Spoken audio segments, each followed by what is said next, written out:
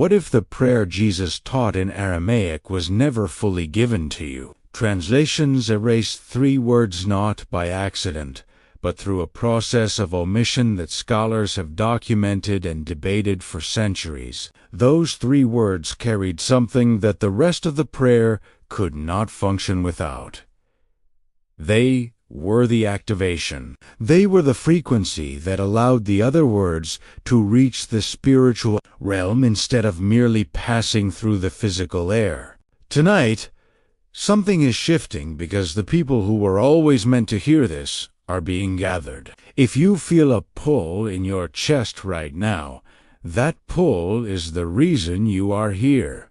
The prayer Jesus taught is recited by hundreds of millions of people every single day. It is the most spoken sequence of words in human history, and yet most people who recite it have never stopped to ask where it truly came from. Not the English version, not the Latin version, but the living breath of the original. Jesus did not pray in Greek. He did not pray in Latin. He prayed in Aramaic, a Semitic language of extraordinary depth, where every word carries layers of meaning that no single translation can ever fully contain. When the earliest Christian communities began transmitting these prayers, they were working across languages and cultures. The transition from Aramaic into Greek, and later into Latin, introduced something that most people never questioned: the quiet disappearance of certain elements.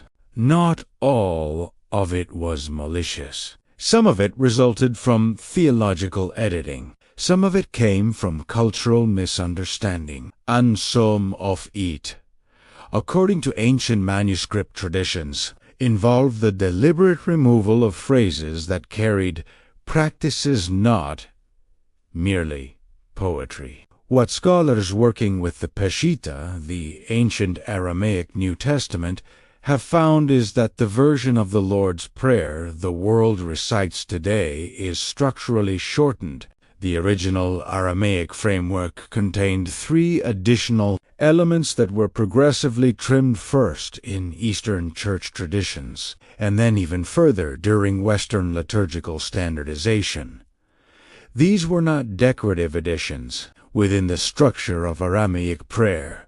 They functioned as key-specific sounds that opened the spiritual meaning of everything that followed. This matters because Aramaic is not merely a language of translation, it is a language of resonance. Words in Aramaic were never chosen only for their semantic meaning. They were chosen for the frequency they produced when spoken aloud, for the inner state they awakened within the speaker, and for the precise vibrational signature they carried. When you remove 3 words from a prayer built upon this foundation, you do not simply shorten it. You sever its root. You may still recite the prayer, but the activation is missing. The circuit remains open. The transmission is never completed. Tonight, chains. The first of these 3 forgotten words appears in the Gospel of Mark, and the moment it appears, something extraordinary happens. The first of these 3 forgotten words appears in the Gospel of Mark. The moment it is spoken, something extraordinary happens. Jesus is brought to a man who is deaf and unable to speak clearly.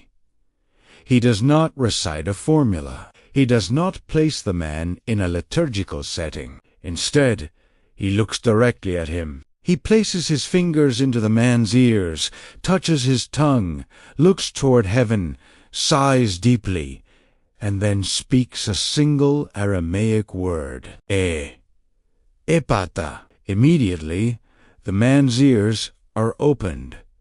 His tongue is released. He begins to speak clearly, without delay. Mark 7:34 preserves this word because the gospel writer understood that it could not truly be translated. Most miracles recorded in the New Testament are written entirely in Greek.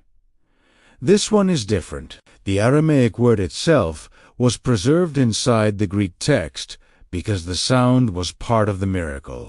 Ephatha carries the meaning, be opened, be unblocked, be released into your full capacity to receive.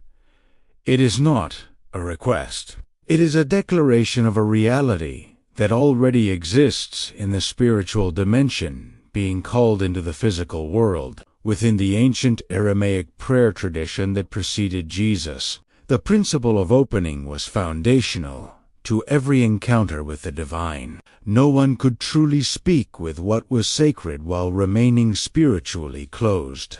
No one could receive divine transmission while their inner senses remained sealed. Ephatha was the sacred sound that shifted the condition of the one praying. It opened spiritual hearing. It opened spiritual speech. It awakened the capacity to both receive and transmit sacred reality. It was never intended to be spoken at the end of a prayer. It belonged at the very beginning. It prepared the heart to become fully present before a single petition was ever spoken. This is the first of the 3 sacred words that quietly disappeared. When it was removed, the Lord's Prayer lost something irreplaceable. Its sacred opening, its spiritual unlocking, the moment that prepared the soul to truly enter into communion with God. People were given the prayer, but not the key that was always meant to come first. There is an even deeper layer beneath what you have just heard. Older than the prayer itself, older than the manuscript traditions that attempted to preserve it. Those who feel called to continue this journey will discover that path waiting in the link is in the comments. The second removed element is not a single word in the modern sense. It is a sacred Aramaic utterance that functions as one complete vibrational expression.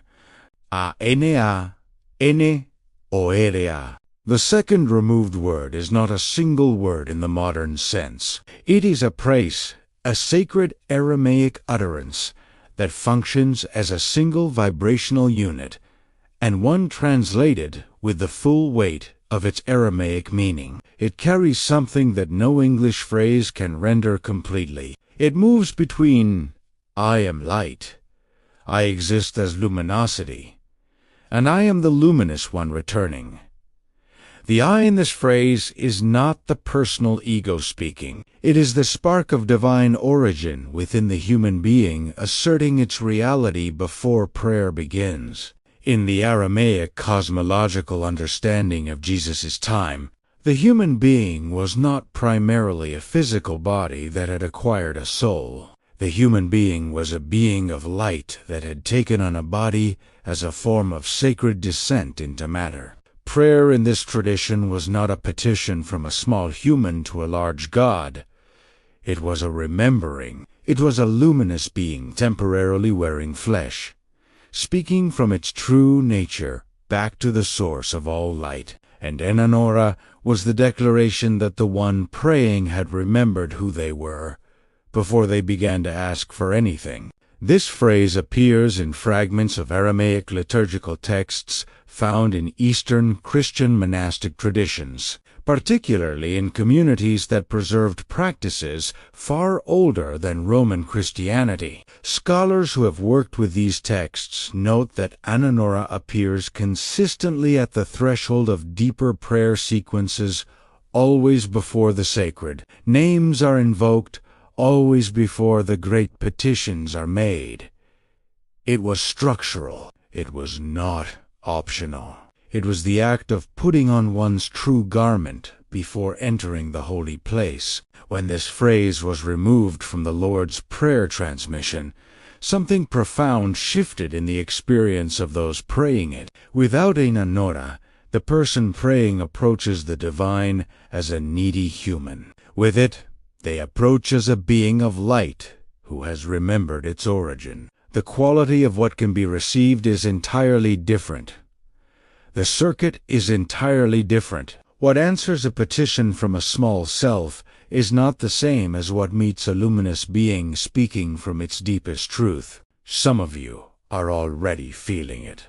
The recognition that this is not new information, but ancient memory returning. If you are ready to work with Ephatha and Ananora in their full form with the correct sound, the complete meaning, and the proper protocol of use, the path for you is already open. You will find it. The link is in the comments. Shelatha, the third removed element, is the most subtle and, in many ways, the most powerful. It is not a spoken word in the conventional sense. Ancient Aramaic prayer traditions preserve something called the Shelatha, the sacred pause, the intentional silence that was built into the structure of the prayer itself. It was not absence. It was presence of a specific kind. The Shelatha was the moment in which the words already spoken were allowed to penetrate, to move from the vibrating air into the listening field of the divine. In the original Aramaic transmission of the Lord's Prayer, this sacred pause was positioned after the great declarations and before the petitions. It was the fulcrum. On one side of the Shelatha, you had placed yourself in right relationship with Ephatha opening you, with Ananora remembering you. On the other side, the petitions. Give us this day, forgive us, lead us not. But between the two, the Shelatha, the held breath, the space that was not empty, but fully inhabited by everything that had just been declared. When this pause was lost, the prayer became continuous recitation, words following words, without the silence that allowed any of it to land. The Shelatha was not a pause for breath. It was a pause for reception. It was the moment in which the one praying became a vessel genuinely open, genuinely present, genuinely available to receive what the prayer was calling forward. Without it, prayer becomes a monologue. With it, prayer becomes a conversation. Ancient contemplative traditions across the world have understood the sacred function of intentional silence within prayer. But in the Aramaic tradition Jesus practiced, this was not a general spiritual principle. It was a precise structural element, with a specific position and a specific duration, calibrated to the frequency of what came before and what followed after. To restore the Lord's Prayer to its original power is not simply to add backwards. It is to restore the living architecture of silence that gave those words somewhere to go. Reflections on the removal. The question that must be asked honestly is this: were these words removed by accident or by intent? The historical record suggests something more complex than either simple carelessness or deliberate conspiracy. What happened was a convergence of forces, theological, cultural, and institutional, that together produced a systematic simplification of ancient Aramaic practice as Christianity spread into Greek and Latin worlds. The early church councils were not trying to suppress sacred knowledge in the way popular imagination tends to picture. They were trying to standardize a rapidly expanding movement across wildly different cultures and languages. Standardization requires simplification, and simplification in the case of an inherently vibrational language like Aramaic always produces loss. You cannot standardize the frequency of a word. You can only standardize its meaning, and meaning is the smallest part of what an Aramaic sacred utterance actually is. Additionally, the theological direction of early Western Christianity moved decisively away from the concept of the human being as a being of light, the tradition that understood humans as luminous emanations of divine origin, which made Ananora, a statement of spiritual reality, was increasingly categorized as Gnostic and pushed to the edges of acceptable teaching. When you remove the theology, the language that expressed it naturally disappears as well. Ephatha survived because it appeared in a miracle account that could not be retold without it. The other elements were not so anchored in narrative, and so they faded. What we are witnessing now in this extraordinary moment of global spiritual awakening is a return. Ancient texts are being the Peshitta is being studied with fresh eyes. Eastern Christian monastic traditions that preserved practices the Western Church forgot are being heard again, and people across the world, without being told, without being organized, are spontaneously feeling that the prayers they were given are incomplete, that something is missing, that the structure they inherited, though beautiful, is a house without a foundation. This feeling is not confusion. It is recognition. The chosen ones always feel what is true before they are given the words to explain it. 3 words were removed from the Lord's Prayer as it moved from Aramaic into the world's languages. Ephatha, the sacred opening, the unlocking of the spiritual senses before prayer begins.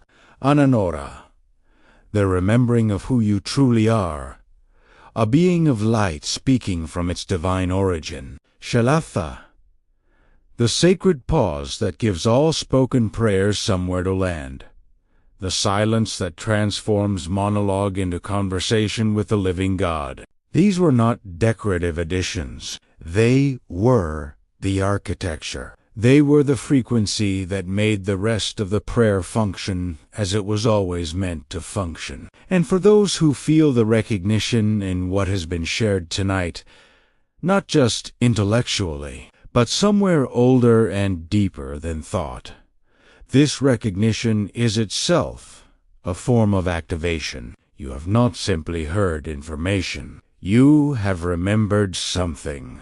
The Lord's Prayer was always complete. The complete version was simply not given to everyone. It was preserved in traditions that understood its power. And now, in this season of restoration, what was hidden is returning to those who have the ears to receive it. In the coming days, a complete guide is being released with a full teaching on Ephatha and Ananora, including the full meaning of each word, the correct way to sound them, and the complete protocol for working with them in your daily practice. Shabak is the key that clears the path. These 2 words are what you speak once the path is open. If you feel called to receive this complete transmission guide, link in the pinned comments, you can access it or pre-register now. The teaching is being restored. Tonight was your invitation.